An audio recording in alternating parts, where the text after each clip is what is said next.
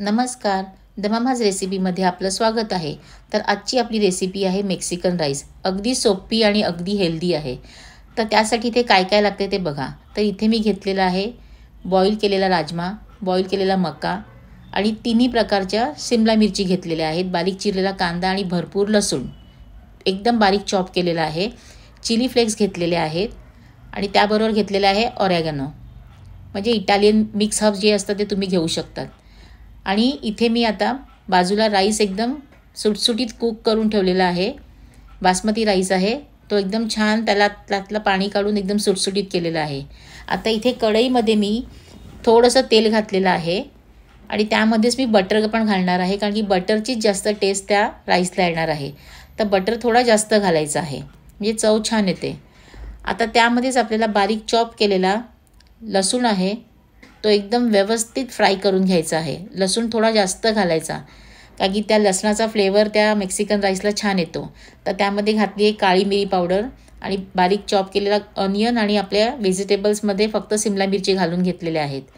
त्या सगळ्या व्यवस्थित मिक्स करून घ्यायचं आहे. राजमा आणि कॉर्न आपण नंतर घालणार आहोत. तर हे सगळं व्यवस्थित मिक्स करून झालं म्हणजे कसं त्याचा कच्चेपणा जो आहे तो निघून जाईल भाज्यांचा. आता त्यामध्येच आपल्याला घालायचं आहे अर्धा चमचा जिरेपूड आणि अर्धा चमचा लाल तिखट. तिखट तुम्ही तुमच्या आवडीनुसार घालू शकतात, जसं तिखट पाहिजे तसं. आता त्यामध्येच तुम्हाला घालायचं आहे ऑरेगॅनो, जे आपल्याला सांगितलं होतं ते घालून घ्यायचं आहे. चिली फ्लेक्स घालायचं आहे तुमच्या आवडीनुसार आणि 1 चमचा व्हिनेगर घालायचं आहे, म्हणजे थोडासा त्या राईसला आंबटपणा येतो आणि टेस्ट छान येते. सगळं व्यवस्थित मिक्स करून घ्यायचं आहे. आता त्याच्यामध्ये कॉर्न आणि राजमा पण घालून घ्यायचं आहे.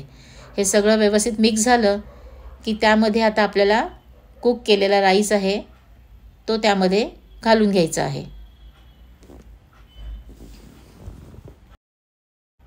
तर इथे मी राईस घातलेला आहे. आता सगळं व्यवस्थित मिक्स करून घ्यायचं आहे. तुम्ही बघू शकता आपल्याला अजिबात फार वेळ लागत नाही. 5 ते 7 मिनटामध्ये आपला हा राईस तयार होतो, त्यापेक्षाही कमी. आता त्यामध्ये घालायची थोडी बारीक चिरलेली कोथिंबीर, पुन्हा व्यवस्थित मिक्स करून घ्यायचं आणि हे सगळं हाय फ्लेमवरतीच करून घ्यायचं आहे. मी त्याला छान एक टेस्ट येते आणि पटकन होतो. आणि चवीनुसार मीठ. आणि अशा प्रकारे आपला झटपट असा हा मेक्सिकन राईस आणि हेल्दी राईस तयार झालेला आहे. भाज्यांचा रंग पण बघा किती छान येतोय. सगळ्या मिक्स कलरच्या भाज्या असल्यामुळे दिसायला पण तो राईस एकदम छान दिसतोय. अशा प्रकारे आपला झटपट हेल्दी मेक्सिकन राईस तयार आहे. तर अशा छान छान हेल्दी आणि झटपट रेसिपीसाठी द ममाज रेसिपीला लाईक, शेअर आणि सबस्क्राईब करायला मात्र विसरू नका.